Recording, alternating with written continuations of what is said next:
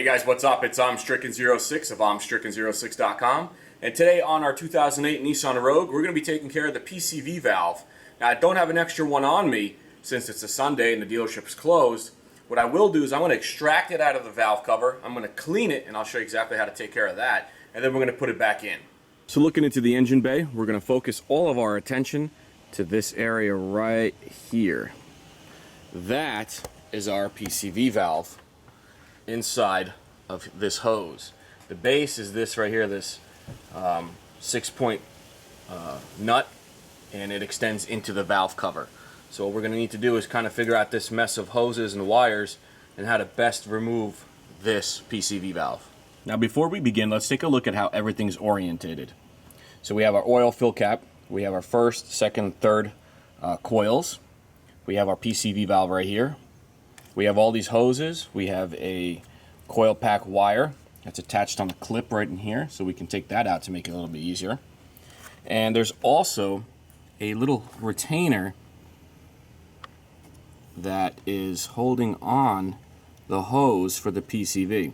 So if you squeeze this, the hose will come right off. And you know, I'm gonna unplug this too. I'll probably remove this. Just squeeze those tabs here and pull it out. This should make it easier for us.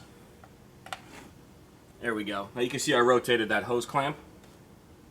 We're going to take that, squeeze it, and move it upwards. And now we can just pull this off. So I pulled that hose off, and inside is our PCV valve. So we're going to use a open-ended wrench, and I'm using a 7/8. We're going to simply put it on top and try to twist it. And once you get it started, it should come out easily by hand. It's only plastic, so I would be a little bit careful with it.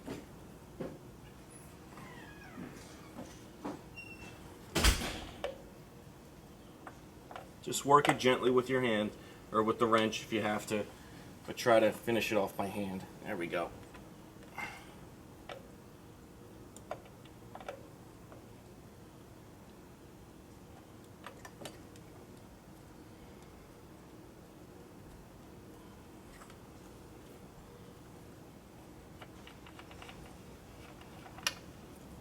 All right, and there you have it.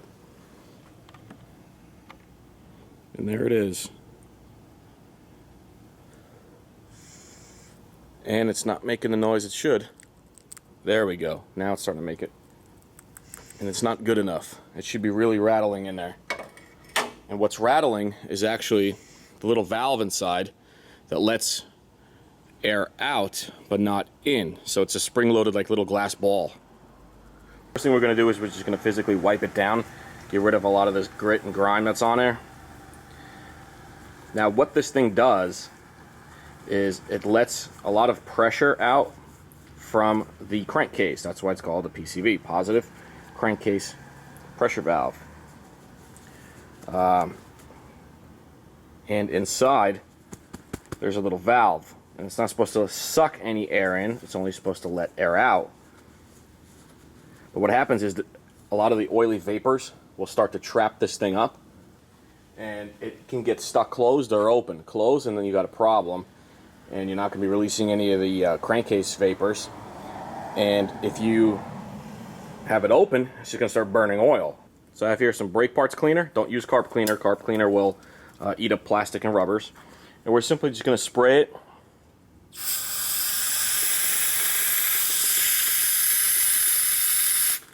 Just try to wash it out, and you can hear it already. It's already got a little bit more noise to it.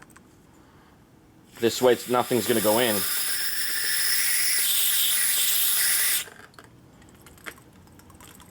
Much better. You can see it actually even opened up now for us, now that it's tilted downward.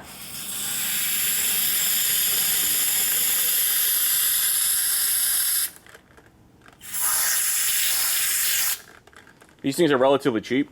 They're like under 20 bucks. But dealership's closed today, and no one around me had it, so I'm just going to clean it, and we're going to go from there. What I'm about to do is not for everybody, but I'm going to test this valve because, as I explained to you, crankcase vapors will go up this valve, get released to that hose, but nothing is supposed to come back down. So how do you check if this is locked, open, or closed, for example? Well, you're going to have to blow on it. So you can blow in this way, and you can hear it coming out.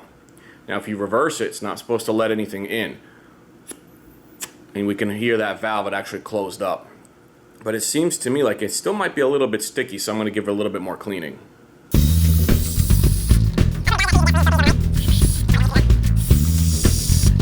So before we put it in, we want to make sure that this O-ring, this little rubber thing right here, is in good condition. It's not frayed, it's not cracked, it's not missing, because that's what prevents leaks. So let's go ahead and put it in. Looks good to me. So we're going to put it back in pretty much the opposite way that we extracted it from the valve cover. Screw it in clockwise. We're going to feel a little resistance as that O-ring seal starts to thread toward the valve cover. Now I'm probably going to put this in by hand and not even use a wrench on it, because this is plastic against plastic and I'm not looking to crack this thing. So I put it in by hand. It's a nice finger tight. From here I'm just going to check this hose out. Looks okay to me. It looks okay on both ends. Comes right out. Actually, upon further inspection, it's got a little crack in it. You see that? But it didn't migrate its way inside the hose, which is good, but that's definitely something that I'm going to have to replace in the near future. That can cause a vacuum leak or some problems of some form. I'm just going to put this hose back into its proper receptacles.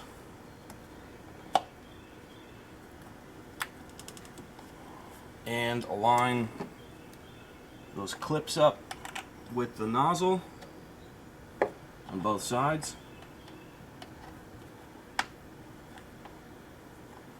And we are done.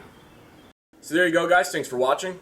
This can help if you are consuming oil, a lot of it, but you're not actually leaking it anywhere. So if your driveway doesn't have any stains, the under your car doesn't have any stains, obviously you must be burning it. So if you're burning it, I would check and clean this PCV valve a little bit more often. Also, if oil is just disappearing magically, it's coming out of that PCV probably. So I would clean it, every 36 to 50,000 miles and maybe inspect it a little bit more often than normally. So thanks guys for watching. It's Stricken 06 and I am out.